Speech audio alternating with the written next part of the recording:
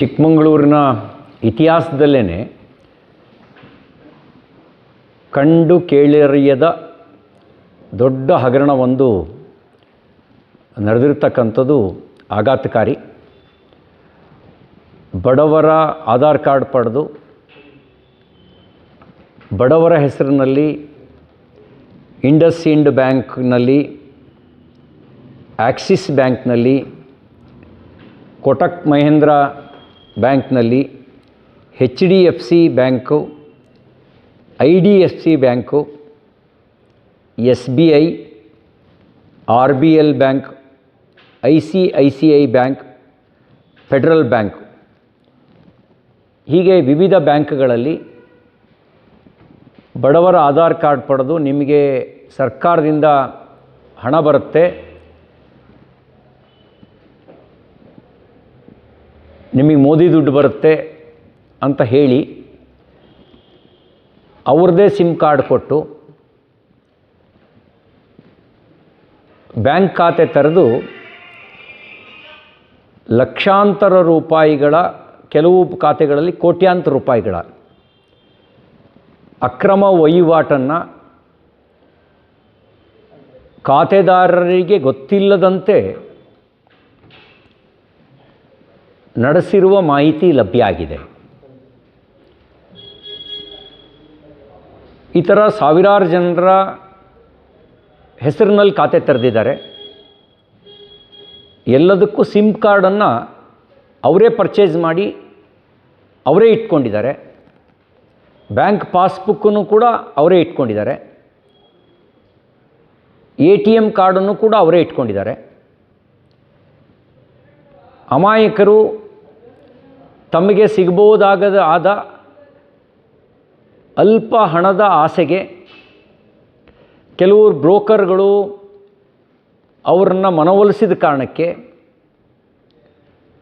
ಅವರು ತಮ್ಮ ಆಧಾರ್ ಕಾರ್ಡನ್ನು ಮತ್ತು ಕೆಲವರು ಪಾನ್ ಕಾರ್ಡನ್ನು ಕೊಟ್ಟಿದ್ದಾರೆ. ಇವರ ಹೆಸರಿನಲ್ಲಿ ಚಲಾವಣೆಯಾದ ಹಣದ ಮೂಲ ಯಾವುದು?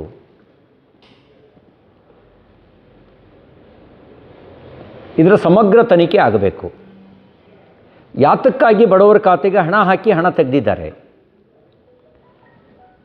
ಮತ್ತು ಎಲ್ಲ ಕಡೆಯಲ್ಲೂ ಬಡವರನ್ನೇ ಯಾಕೆ, ಅದು ಪೌರ ಕಾರ್ಮಿಕರು, ಮನೆಗೆಲಸದವರು, ಕಾರ್ಪೆಂಟ್ರಸ್ಸು, ಕೂಲಿ ಮಾಡೋರು, ಹೆಚ್ಚಿನ ಭಾಗ ಅವಿದ್ಯಾವಂತರು, ಇವರನ್ನೇ ಯಾಕೆ ಬಳಕೆ ಮಾಡಿಕೊಂಡಿದ್ದಾರೆ?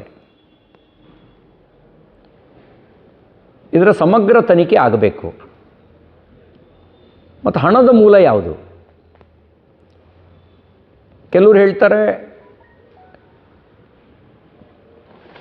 ಆನ್ಲೈನ್ ಬೆಟ್ಟಿಂಗಿನ ಹಣವನ್ನು ಈ ರೀತಿ ಇವ್ರ ಖಾತೆಗಳಿಗೆ ಹಾಕಿ ತೆಗೆದಿದ್ದಾರೆ ಅಂತ ಹೇಳ್ತಾರೆ. ಇನ್ನು ಕೆಲವರು ಅನುಮಾನ ವ್ಯಕ್ತಪಡಿಸಿದರೆ ಡಿಜಿಟಲ್ ಅರೆಸ್ಟ್ ಮೂಲಕ ಅವ್ರ ಖಾತೆಯಲ್ಲಿದ್ದಂಥ ಹಣವನ್ನು ಬೇರೆ ಬೇರೆ ಖಾತೆಗಳಿಗೆ ವರ್ಗಾವಣೆ ಮಾಡಿಕೊಂಡಿದ್ದಾರೆ ಅಂತಕ್ಕಂಥ ಮಾತನ್ನು ಕೂಡ ಹೇಳ್ತಾರೆ. ಬೆಟ್ಟಿಂಗ್ ಆ್ಯಪು ಡಿಜಿಟಲ್ ಅರೆಸ್ಟ್ ಖಾತೆ ಅಂತ ಹೇಳ್ತಾರೆ, ಮನಿ ಟ್ರಾನ್ಸ್ಫರ್ ಮಾಡ್ಕೊಂಡಿರೋದು ಅಂತ. ಇನ್ನು ಕೆಲವರು ಅಕೌಂಟ್ ಹ್ಯಾಕ್ ಮಾಡಿ ಮನಿ ಟ್ರಾನ್ಸ್ಫರ್ ಮಾಡ್ಕೊಂಡಿರೋದು ಅಂತಕ್ಕ ಮಾತನ್ನು ಕೂಡ ಹೇಳ್ತಾರೆ.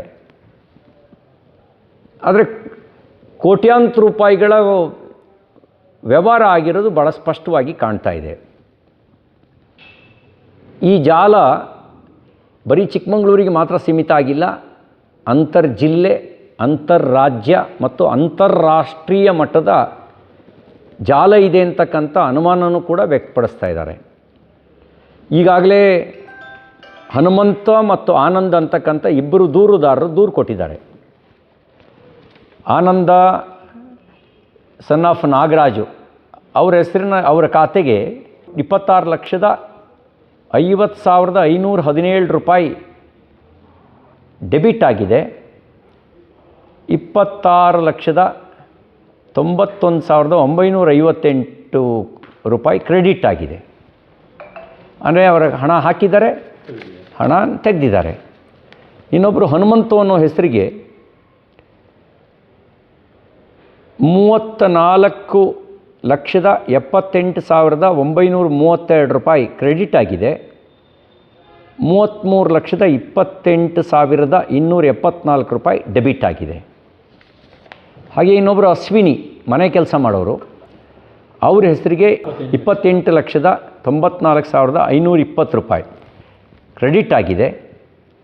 28,72,031 ರೂಪಾಯಿ ಡೆಬಿಟ್ ಆಗಿದೆ. ಹೀಗೆ ಸಾವಿರಾರು ಜನರ ಖಾತೆಯಲ್ಲಿ ಹಣ ಚಲಾವಣೆ ಆಗಿದೆ.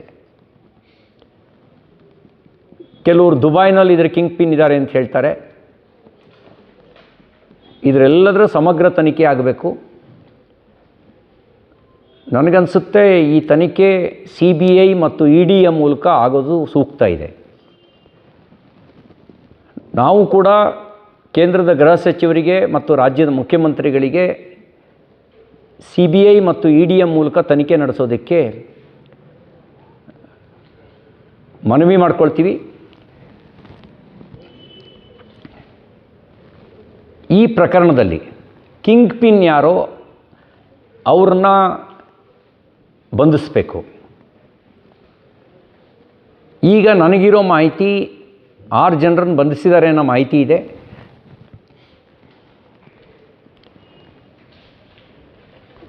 ಇವ್ರ ಜೊತೆಗೆ ಇವರು ಬರೀ ಟೂಲ್ಗಳು ಅಥವಾ ಇವರೇ ಕಿಂಗ್ ಪಿನ್ನು ಸಮಗ್ರ ತನಿಖೆ ಆಗಬೇಕು.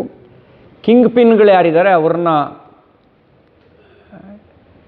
ತನಿಖೆ ನಡೆಸಿ ಬಂಧಿಸುವ ಕೆಲಸ ಆಗಬೇಕು.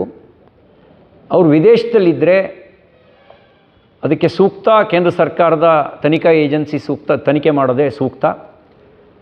ಅವ್ರ ತನಿಖಾ ಏಜೆನ್ಸಿಯ ಮೂಲಕ ಸಮಗ್ರ ತನಿಖೆ ನಡೆಸಬೇಕು ಅಂತ ಆಗ್ರಹಿಸ್ತೇನೆ. ಕೆಲವು ತಿಂಗಳ ಹಿಂದೆ ಶಿವಮೊಗ್ಗದಲ್ಲಿ ಒಂದು ಪ್ರಕರಣ ದಾಖಲಾಗಿತ್ತು. 87 ಕೋಟಿ ರೂಪಾಯಿ ಟರ್ನ್ ಓವರ್ ಆಗಿತ್ತಂತೆ. ಶಿವಮೊಗ್ಗದವರು ಇಬ್ಬರು, ಚಿಕ್ಕಮಗಳೂರಿನವರು ಒಬ್ಬ ಅರೆಸ್ಟ್ ಮಾಡಿದ್ರು. ಒಬ್ಬ ಶಿವಮೊಗ್ಗದವನು ಜಗದೀಶು ಮತ್ತು ಅನಂತ ಅಂಥೇಳಿ, ಚಿಕ್ಕಮಗಳೂರಿನ ಅರ್ಷದ್ ಅಂಥೇಳಿ ಅರೆಸ್ಟ್ ಆಗಿದ್ದರು. ಆ ಸಂದರ್ಭದಲ್ಲೇ ಚಿಕ್ಕಮಗಳೂರು ಜಿಲ್ಲೆಯ ಪೊಲೀಸ್ ಇಲಾಖೆ ಎಚ್ಚೆತ್ತುಕೊಳ್ಬೇಕಾಗಿತ್ತು. ನನಗಿರೋ ಮಾಹಿತಿ ಕಾಣದ ಕೈಗಳು ಮತ್ತು ದೊಡ್ಡ ಪ್ರಮಾಣದ ಭ್ರಷ್ಟಾಚಾರ ಸಮಗ್ರ ತನಿಖೆಗೆ ಅಡ್ಡಗಾಲು ಹಾಕಿದೆ ಅಂತಕ್ಕಂಥ ಆರೋಪವನ್ನು ಕೆಲವರು ಮಾಡ್ತಾ ಇದ್ದಾರೆ. ಕಾಣದ ಕೈಗಳು ಯಾವುದು ಅನ್ನೋದು ತನಿಖೆ ಆಗಬೇಕು. ಅದಕ್ಕೆ ಬಕ್ಷೀಸಾಗಿ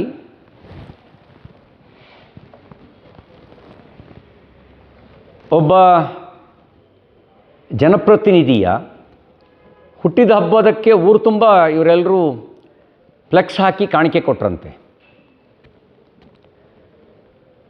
ಇದರ ಸತ್ಯಾಸತ್ಯತೆಯೂ ಕೂಡ ತನಿಖೆಗೆ ಒಳಪಡಬೇಕು.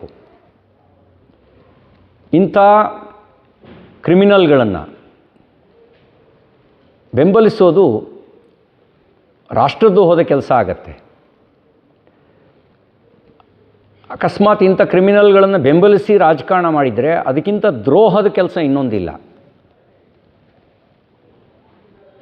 ಈ ಬಗ್ಗೆ ಒಂದು ಸಮಗ್ರ ತನಿಖೆ ಆಗಬೇಕು ಅಂತ ನಾನು ಆಗ್ರಹಿಸ್ತೇನೆ. ಮತ್ತು ಈ ಕ್ರಿಮಿನಲ್ಗಳು ದುಬೈನಲ್ಲಿ ಕೂತ್ಕೊಂಡು ಕೆಲವರು ಆಪ್ರೇಟ್ ಮಾಡ್ತಿದ್ದಾರೆ ಅಂತ ಸುದ್ದಿ ಇದೆ. ಅವ್ರ ಹತ್ರ ಕೆಲವು ರಾಜಕಾರಣಿಗಳ ಜೊತೆಗಿನ ಸಂಬಂಧ ಇರುವಂಥ ಫೋಟೋ ಕೂಡ ಉಪಯೋಗ ಮಾಡ್ಕೊಂಡಿದ್ದಾರೆ ಅಂತಕ್ಕಂಥ ಮಾಹಿತಿಯೂ ಕೂಡ ಇದೆ. ಇದರಲ್ಲಿ ರಾಜಕಾರಣಿಗಳ ಪಾತ್ರ ಎಷ್ಟು ಮತ್ತು ಯಾವ ಹಣ, ಈ ಹಣ ಯಾವುದಕ್ಕೆ ಬಳಕೆ ಆಗ್ತಿತ್ತು ಅನ್ನೋದರ ಸಮಗ್ರ ತನಿಖೆ ಆಗಬೇಕು. ಯಾರು ತನಿಖೆ ಆಗಬೇಕು ಅಂಥೇಳಿ ಮುಂಚೂಣಿಯಲ್ಲಿ ನಿಂತಿದ್ದಾರೋ ಅವ್ರ ಮೇಲೇ ತಪ್ಪು ಹೊರಿಸ್ತಕ್ಕಂಥ, ಅವ್ರ ವಿರುದ್ಧನೇ ಜನರನ್ನು ಎತ್ಕಟ್ಟುವಂಥ ಷಡ್ಯಂತ್ರನೂ ಮಾಡ್ತಿದ್ದಾರೆ ಅಂತಕ್ಕಂಥ ಮಾಹಿತಿಯನ್ನು ಕೆಲವರು ಹೊರಹಾಕಿದ್ದಾರೆ. ಈ ಬಗ್ಗೆಯೂ ತನಿಖೆ ಆಗಲಿ, ಯಾರ್ಯಾರ ಪಾತ್ರ ಎಷ್ಟೆಷ್ಟಿದೆ ಅಂತ. ನಾನು ಇವತ್ತು ಪೊಲೀಸ್ ಮುಖ್ಯಾಧಿಕಾರಿಯನ್ನು ಭೇಟಿ ಮಾಡ್ತೀನಿ. ಯಾವುದೇ ಸಾಕ್ಷ್ಯ ನಾಶಕ್ಕೆ ಅವಕಾಶವನ್ನು ಕೊಡಬಾರ್ದು.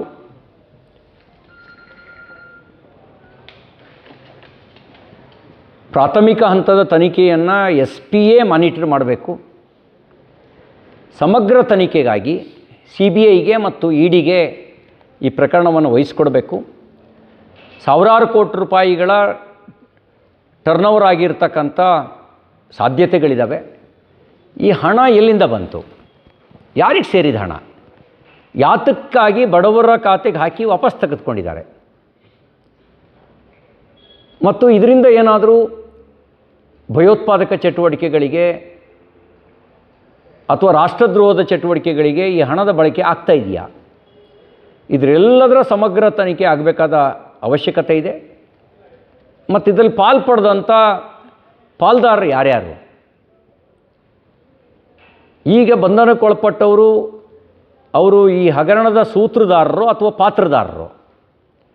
ಅವ್ರ ಪಾತ್ರದ ಪ್ರಭಾವ ಏನು? ಪ್ರಮುಖ ಪಾತ್ರನೋ ಅಥವಾ ಕೇವಲ ಸೈಡ್ ಆ್ಯಕ್ಟ್ರೋ?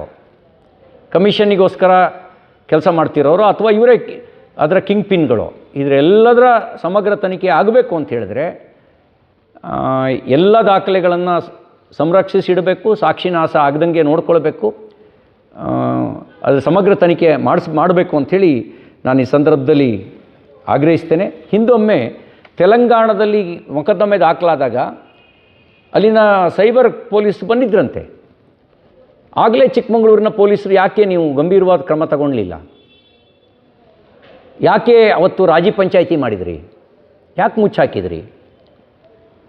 ಈ ಬಗ್ಗೆಯೂ ಕೂಡ ಪೊಲೀಸ್ ಇಲಾಖೆ ಆಂತರಿಕ ತನಿಖೆ ನಡೆಸಬೇಕು ಅಂಥೇಳಿ ನಾನು ಈ ಸಂದರ್ಭದಲ್ಲಿ ಆಗ್ರಹಿಸ್ತೇನೆ. ಯಾರೇ ಇದರಲ್ಲಿದ್ದರೂ ಬಿಡಬಾರ್ದು, ಅಮಾಯಕರಿಗೆ ತೊಂದರೆ ಆಗಬಾರ್ದು. ಆದರೆ ತಪ್ಪಿತಸ್ಥರಿಗೆ ಕ್ರಮ ಆಗಲೇಬೇಕು. ಆ ತಪ್ಪಿತಸ್ಥರನ್ನ ಜರಡಿ ಹಿಡಿದು ಕ್ರಮ ತಗೊಳ್ಬೇಕು. ಮತ್ತು ಡಿಜಿಟಲ್ ಅರೆಸ್ಟ್ ಮಾಡಿ ಆ ಮೂಲಕ ಏನಾದರೂ ಹಣ ವರ್ಗಾವಣೆ ಮಾಡಿಸ್ಕೊಂಡಿದ್ದರೆ ಯಾರು ಸಂತ್ರಸ್ತರಿದ್ದಾರೆ ಅವರಿಗೆ ನ್ಯಾಯ ಒದಗಿಸುವಂಥ ಕೆಲಸನೂ ಆಗಬೇಕು ಅಂಥೇಳಿ ನಾನು ಈ ಸಂದರ್ಭದಲ್ಲಿ ಆಗ್ರಹಿಸ್ತೇನೆ. ಇಡೀ ತನಿಖೆಯನ್ನು ಮುಖ್ಯಮಂತ್ರಿಗಳು ಗಂಭೀರವಾಗಿ ಪರಿಗಣಿಸಿ ಇಡೀ ತನಿಖೆಯನ್ನು CBI ವಶಕ್ಕೆ ಒಪ್ಪಿಸಬೇಕು ಅಂತ ಈ ಸಂದರ್ಭದಲ್ಲಿ ಒತ್ತಾಯ ಮಾಡಲಿಕ್ಕೆ ಬಯಸ್ತೇನೆ.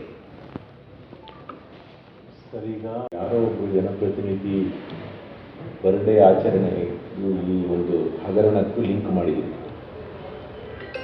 ಯಾರು ಅಂತ ಹೇಳ್ತಾ ಇಲ್ಲ, ನಿಮಗೆ ಗೊತ್ತಿದೆ.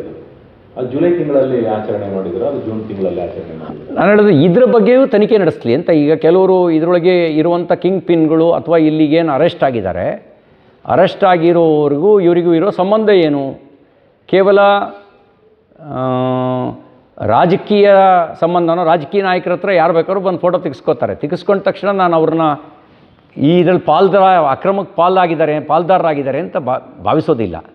ಆದರೆ ಫೆಬ್ರವರಿಯಲ್ಲೇ ಬಂದಾಗ ಶಿವಮೊಗ್ಗದ ಕಂಪ್ಲೇಂಟ್ ಆದಾಗ ಯಾಕೆ ಆ್ಯಕ್ಷನ್ ಮಾಡಲಿಲ್ಲ?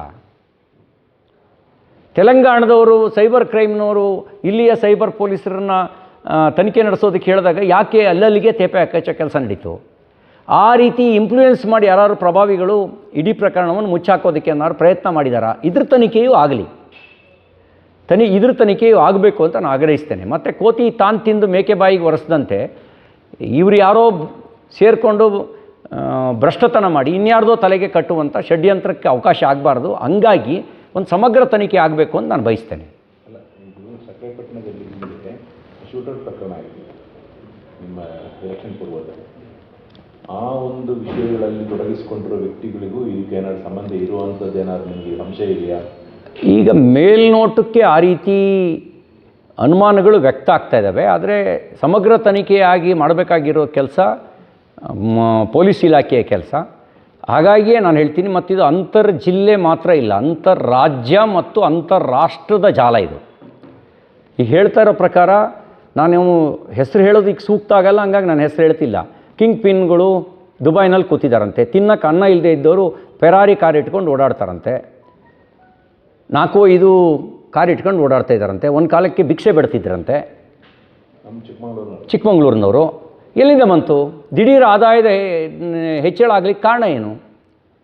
ಈ ಆದಾಯದ ಮೂಲ ಏನು? ದಿಢೀರ್ ಆದಾಯದ ಮೂಲ ಏನು? 20-40 ಮನೇಲಿದ್ದವರು ಇವತ್ತು 10,000 ಅಡಿನಲ್ಲಿ ಮನೆ ಕಟ್ಟೋದಕ್ಕೆ ಆದಾಯದ ಮೂಲ ಏನು? 4-5 ಕಾರ್ ಇಟ್ಕೊಂಡು ಓಡಾಡೋದಕ್ಕೆ ಆದಾಯದ ಮೂಲ ಏನು? ಇದೆಲ್ಲ ತನಿಖೆ ಆಗಬೇಕು. ಆಸ್ತಿ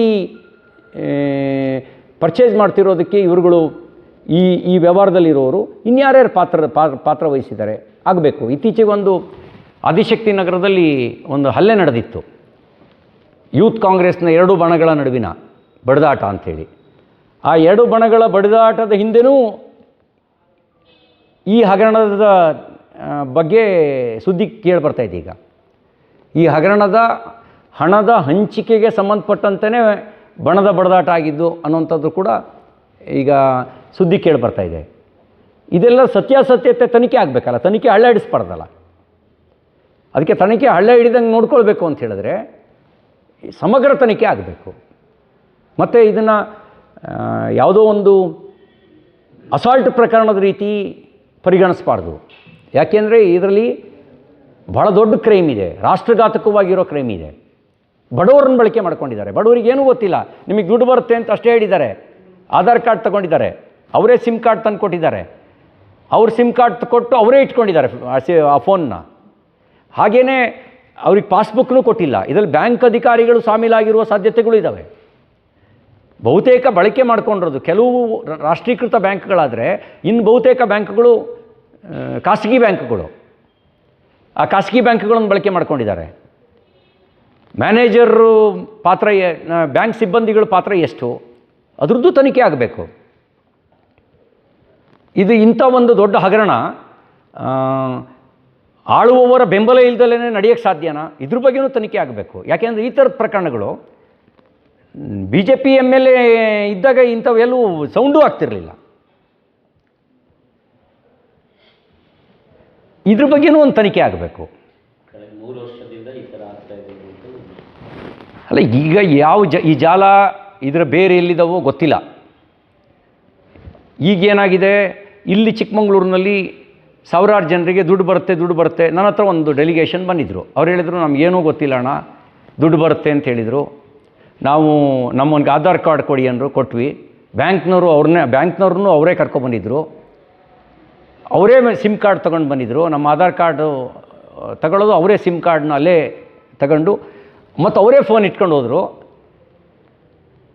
ಅನ್ನೋ ಮಾತನ್ನು ಹೇಳಿದರು. ನಾವೆಲ್ಲರೂ ನಮಗೆ ಗೊತ್ತಿಲ್ಲ, ನಾವೆಲ್ಲ ಕೊಟ್ಬಿಟ್ಟು ದುಡ್ಡು ಬರುತ್ತೆ ಅನ್ನೋ ಆಸೆಗೆ ಕೊಟ್ವಿ. ನಮ್ಮ ಬ್ಯಾಂಕ್ ಖಾತೆಯಲ್ಲಿ ವಹಿವಾಟಾಗಿದೆ ಅಂತ ಗೊತ್ತಾಗಿದ್ದೇನೆ, ನಮಗಿಂಥದ್ದೊಂದು ಬ್ಯಾಂಕ್ ಖಾತೆ ತೆರೆದಿದ್ದಾರೆ, ನಮ್ಮ ಹೆಸರಿನಲ್ಲಿ ದುಡ್ಡು ಹಾಕಿ ದುಡ್ಡು ತೆಗೆದಿದ್ದಾರೆ ಅಂತ ಗೊತ್ತಾಗಿದ್ದೇನೆ, ಸೈಬರ್ ಪೊಲೀಸರು ಮನೆ ಬಾಗಿಲಿಗೆ ಬರೋವರೆಗೂ ನಮಗೆ ವಿಷಯ ಗೊತ್ತಿಲ್ಲ ಅಂತ ಹೇಳಿದರು. ಆಮೇಲೆ ಹೋಗಿ ಬ್ಯಾಂಕಲ್ಲಿ ಹೋಗಿ ವಿಚಾರಿಸಿದಾಗ ನಮ್ಮ ಖಾತೆಯಲ್ಲಿ 30 ಕೋಟಿ 30 ಲಕ್ಷ 40 ಲಕ್ಷ 50 ಲಕ್ಷ ಟರ್ನ್ ಓವರ್ ಆಗಿರೋದು, ಹಣ ಹಾಕಿ ತೆಗೆದಿರೋದು ಗೊತ್ತಾಗ್ತಾಯಿದೆ. ಹಣ ಎಲ್ಲದು ಅಂತ ಗೊತ್ತಿಲ್ಲ, ಯಾಕೆ ನಮ್ಮ ಖಾತೆಗೆ ಹಾಕಿದ್ರು ಅಂತ ಗೊತ್ತಿಲ್ಲ, ಯಾರು ತೆಗೆದ್ರು ಅಂತ ಗೊತ್ತಿಲ್ಲ. ಈಗ ನಮ್ಮನ್ನು ಹಿಡ್ಕೊಳ್ತಾ ಇದ್ದಾರೆ, ನಮಗೇನೂ ಗೊತ್ತಿಲ್ಲ ಅಂತ ಹೇಳ್ತಿದ್ದಾರೆ. ಇದ್ರ ತನಿಖೆ ಆಗಬೇಕೋ ಬೇಡವಾ? ಇದೊಂದು ದೊಡ್ಡ ಜಾಲ ಇದೆ.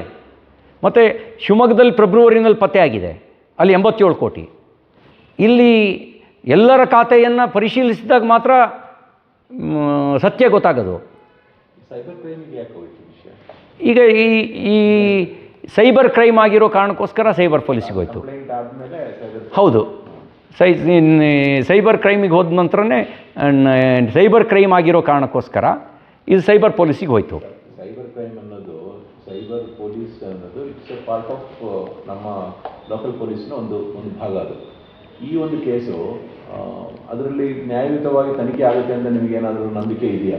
ಅಲ್ಲ, ನಾನೀಗ ತನಿಖೆನೇ ಇಡಿ ಅವರು ಸುಮೋಟೋ ತನಿಖೆ ಮಾಡೋಕ್ಕೆ ಆಗುವಂಥ ಕೇಸ್ ಅಲ್ವ ಇದು? ಮಾಡ್ಬೋದು. ಸುಮೋಟೋ ತನಿಖೆನೂ ಮಾಡ್ಬೋದು. ಈಗ ನಾವು ಇಡೀ ಅಂತಾರಾಷ್ಟ್ರೀಯ ಮಟ್ಟದ್ದು ಅಂದರೆ CBI ತನಿಖೆ ಮತ್ತು CBI ಮತ್ತು ED ಜಂಟಿಯಾಗಿ ತನಿಖೆ ಮಾಡೋದೇ ಸೂಕ್ತ. ನಾನು ರಾಜ್ಯದ ಪೊಲೀಸರ ಕಾರ್ಯಕ್ಷಮತೆಯ ಬಗ್ಗೆ ಅಪನಂಬಿಕೆಯನ್ನು ವ್ಯಕ್ತಪಡಿಸ್ತಾ ಇಲ್ಲ. ಆದರೆ ಹಿಂದೆ ಈ ರೀತಿಯ ಪ್ರಕರಣಗಳು ಬಂದಾಗಲೂ ಕೂಡ ಗಂಭೀರವಾಗಿ ತೆಗೆದುಕೊಳ್ಳದೇ ಇರೋದರಿಂದಾಗಿ ಎರಡನೇದು ಅಂತಾರಾಜ್ಯ ಮತ್ತು ಅಂತಾರಾಷ್ಟ್ರೀಯ ಜಾಲ ಇರೋದರಿಂದಾಗಿ CBI ಮತ್ತು ED ತನಿಖೆ ಮಾಡೋದು ಸೂಕ್ತ. ಜನಪ್ರತಿನಿಧಿ ಬಗ್ಗೆ ತಾವು ಅನುಮಾನ ವ್ಯಕ್ತಪಡಿಸಿದ್ದೀರಿ ಅಲ್ವಾ? ಹಾಂ, ಈಗ ಅವರು ಲೋಕಲ್ ಮಾಹಿತಿ, ಇವರೆಲ್ಲರೂ ಇತ್ತೀಚೆಗೆ ಒಬ್ಬರು ಜನಪ್ರತಿನಿಧಿಗಳ ಜನ್ಮದಿನದ ದಿನ ಊರು ತುಂಬ ಫ್ಲೆಕ್ಸ್ ಹಾಕಿ ಸಂಭ್ರಮಿಸಿದವರಲ್ಲಿ ಇವರುಗಳು ಇದ್ದರು ಅಂತಕ್ಕಂಥ ಮಾತನ್ನು ಹೇಳ್ತಿದ್ದಾರೆ. ಆರೋಪಿಗಳೂ ಇದ್ದರು ಅಂತ. ಅರೆಸ್ಟ್ ಆದವರು ಮತ್ತು ಇದರ ಹಿಂದ್ಗಡೆ ಇರುವಂಥ ನೆಟ್ವರ್ಕ್ ಜಾಲ ಇವರು ಇಷ್ಟು ಇದ್ದರು ಅಂತ ಕೇಳಿ ಬರ್ತಾ ಇದ್ದಾರೆ. ಮತ್ತು ಇದೆಲ್ಲ ಆದ ನಂತರ ಆರಂಭದಲ್ಲಿ ಕೆಲವು ಜನಪ್ರತಿನಿಧಿಗಳು ಆಗಿರೋರು ಅಲ್ಲಿ ಹೋಗಿ ರಾಜಿ ಪಂಚಾಯಿತಿಗೆ ಪ್ರಯತ್ನ ಪಟ್ಟಿದ್ದಾರೆ. ಆ ರಾಜಿ ಪಂಚಾಯಿತಿಗೆ ಪ್ರಯತ್ನ ಪಟ್ಟಿರೋದು ಕೂಡ ಒಂದು ಅನುಮಾನಕ್ಕೆ ಕಾರಣ ಆಗಿದೆ. ಪೊಲೀಸ್ ಇಲಾಖೆ ಮೇಲೆ ಪ್ರೆಷರ್ ಹಾಕಿ ರಾಜಿ ಪಂಚಾಯಿತಿಗೆ ಅಲ್ಲಲ್ಲಿಗೆ ಸೆಟ್ಲ್ ಮಾಡೋಕ್ಕೆ ಪ್ರಯತ್ನ ಪಟ್ಟಿದ್ದಾರೆ ಅಂತಕ್ಕಂಥದ್ದು ಕೂಡ ಒಂದು ಅನುಮಾನಕ್ಕೆ ಕಾರಣ ಆಗಿದೆ. ಇದೆಲ್ಲವೂ ಸ್ಥಳೀಯರ ಮಾಹಿತಿ. ನನ್ನ ಉದ್ದೇಶ ಇಷ್ಟೇ, ಯಾವುದೇ ತಪ್ಪಿತಸ್ಥ ತಪ್ಪಿಸ್ಕೊಳ್ಳೋಕೆ ಅವಕಾಶ ಕೊಡಬಾರ್ದು. ಸರ್, ನೀವೀಗ ಇವರ ಇನ್ಫ್ಲೂಯೆನ್ಸ್ಡ್ ಮ್ಯಾನ್, ನೀವೇನು ಮಾಡ್ತೀರಾ, ವಿಷಯನ ಪ್ರಸ್ತಾಪ ಮಾಡ್ತೀರಾ, ಪ್ರೆಸ್ ಮೀಟ್ ಕರೆದಿದ್ರೆ ಜನರಿಗೆ ಹೇಳಿದರೆ ಜನರ ಜಾಗೃತಿಗೊಳಿಸಿದ್ದೀವಿ. ತನಿಖೆ ಇರೋದು ಪೊಲೀಸ್ ಕೈಯಲ್ಲಿ. ಪೊಲೀಸ್ ಯಾವತ್ತೂ ಕೂಡ ಸರ್ಕಾರದ ಒಂದು ಭಾಗ. ಸೊ ಪೊಲೀಸ್ನವ್ರ ಮೇಲೆ ಸರ್ಕಾರ ಮತ್ತು ಜನಪ್ರತಿನಿಧಿಗಳು ಅಂತ ತಾವೇನು ಹೇಳಿದ್ರಿ, ಅವರು ಇನ್ಫ್ಲೂಯೆನ್ಸ್ ಇಲ್ಲ. ನಾನು ಇಷ್ಟಕ್ಕೆ ಬಿಡಲ್ಲ. ಈ ಮಾಹಿತಿಯ ನನಗಿರೋ ಮಾಹಿತಿಯ ಜೊತೆಗೆ ಎಸ್ ಪಿನೂ ಕೂಡ ಭೇಟಿ ಮಾಡ್ತೀನಿ. ಇವತ್ತು ನಾನು ಎಸ್ ಪಿ ಸಮಯ ಕೇಳಿದ್ದೀವಿ, ಎಸ್ ಪಿನೂ ಭೇಟಿ ಮಾಡ್ತೀನಿ. ನನಗಿರೋ ಮಾಹಿತಿಯ ಜೊತೆಗೆ ಕೇಂದ್ರದ ಗೃಹ ಸಚಿವರಿಗೆ, ರಾಜ್ಯದ ಮುಖ್ಯಮಂತ್ರಿಗಳಿಗೆ ಇದರ CBI ತನಿಖೆಗೆ ಪತ್ರನೂ ಕೂಡ ಬರೀತೀನಿ. ನಮಗಿರುವ ಪ್ರೈಮರಿ ಇನ್ಫಾರ್ಮೇಷನ್ ಜೊತೆಗೆ ಪತ್ರನೂ ಕೂಡ ಬರಿತೀನಿ.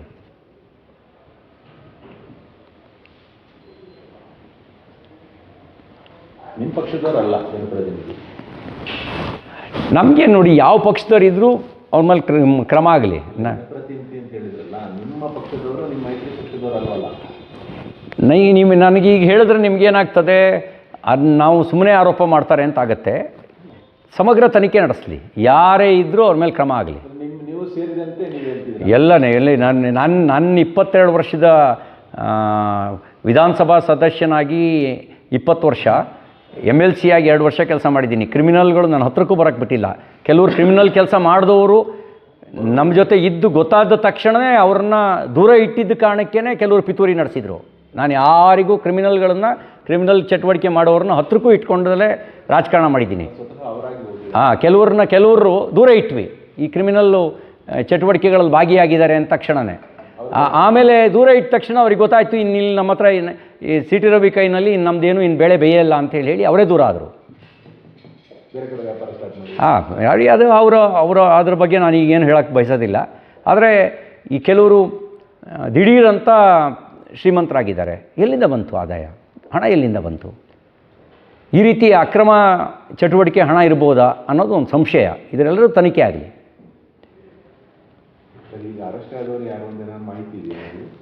ಈಗ ನಾನು DYSPಗೆ ಮಾತಾಡಿದೆ. ಅವ್ರು ಹೇಳಿದ ಪ್ರಕಾರ ಪ್ರಶಾಂತ್ ಅಂತೊಬ್ಬ, ಅಸ್ಲಾಂ ಅಂತೊಬ್ಬ, ಸಂಜಯ್ ಅಂತೊಬ್ಬ, ರಾಹುಲ್ ಅಂತೊಬ್ಬ, ಚೇತನ್ ಅಂತೊಬ್ಬ, ಶರತ್ ಆಲಿಯಾಸ್ ಕಾಂತ ಅಂತೊಬ್ಬ, ಇದಲ್ದಲೇ ಬ್ಯಾಂಕ್ ಸಿಬ್ಬಂದಿಗಳು ಅಂಥೇಳಿ ಅವ್ರ FIRನ ಹಾಕ್ಕೊಂಡಿದ್ದಾರೆ.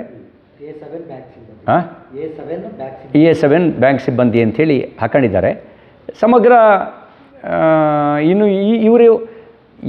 ಇವರು ಬರೀ ಕೆಳಗಡೆ ಸೈಡ್ ಆ್ಯಕ್ಟ್ರಸ್ಸು, ಮೇನ್ ಆ್ಯಕ್ಟ್ರಸ್ ಯಾರು ಅಂತಲೂ ಪತ್ತೆ ಹಾಕಬೇಕು.